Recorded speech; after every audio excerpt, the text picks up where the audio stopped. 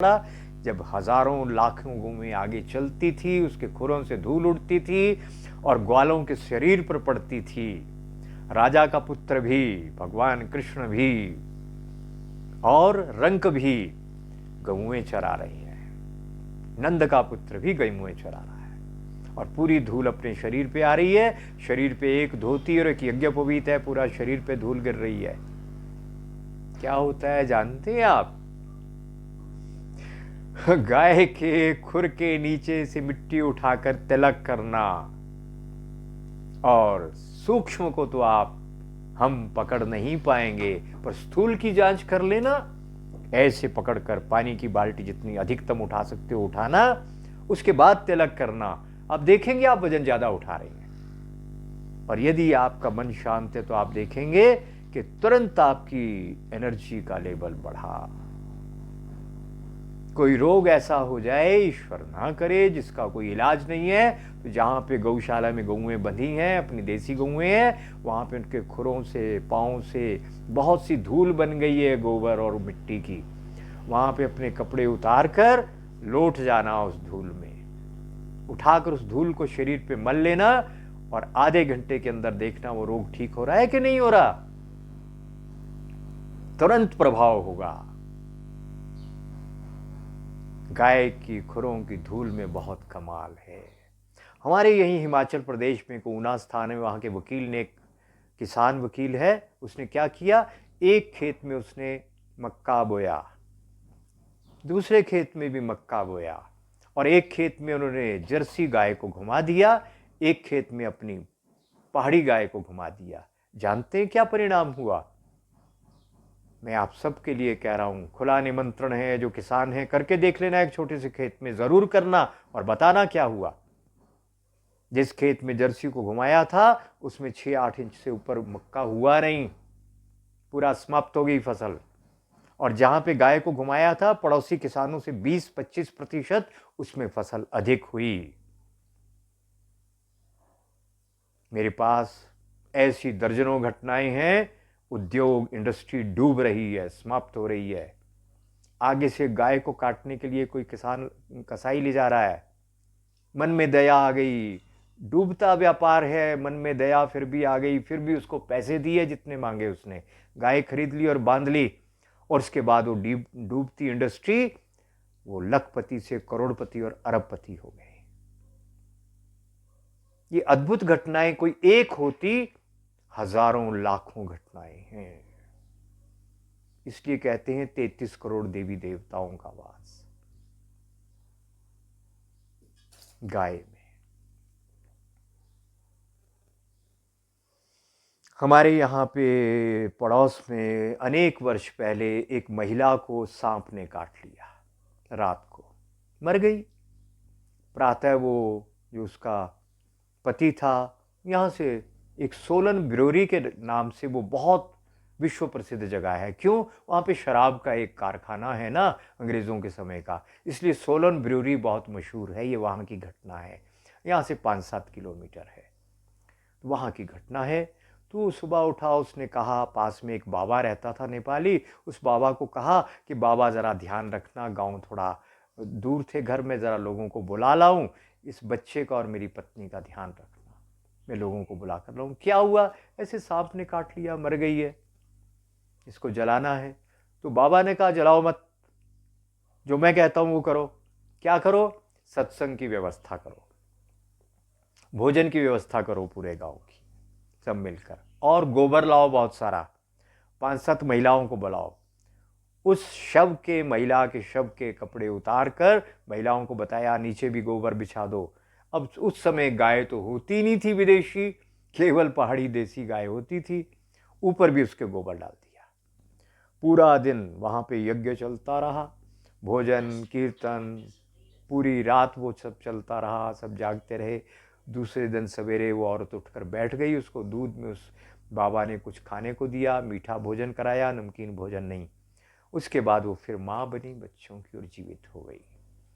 हमारे शास्त्रों में एक नहीं, ऐसी दर्जनों घटनाएं हैं, और आपकी हजारों साल की परंपराएं, विज्ञान, तो ये उसकी देन है, गाय, गौ माता।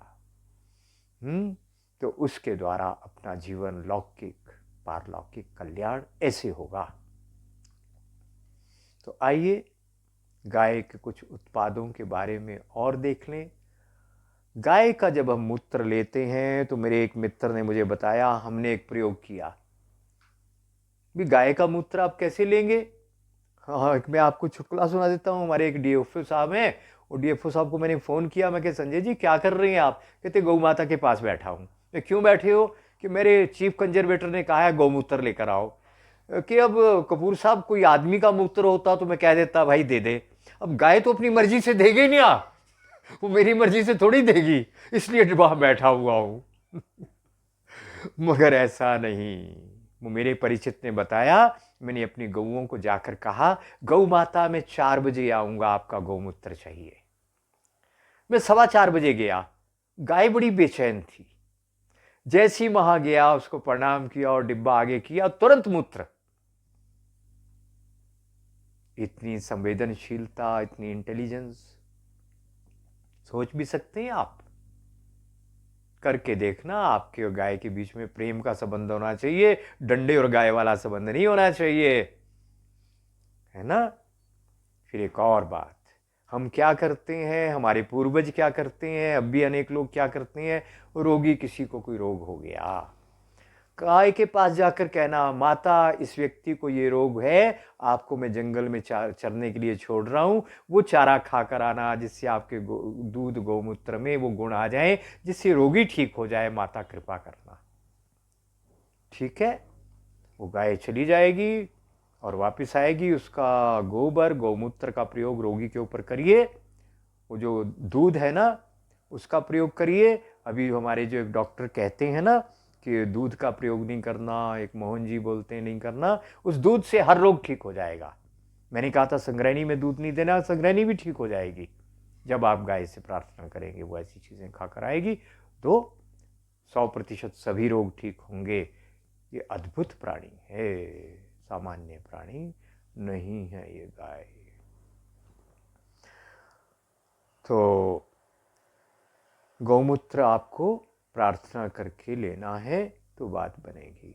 मैंने गौशालाएं भारत की बहुत देखी, पर जो शांति कुंज हरिद्वार की जैसी मैंने गाय देखी, ऐसी मैंने आज तक कहीं गाय नहीं देखी।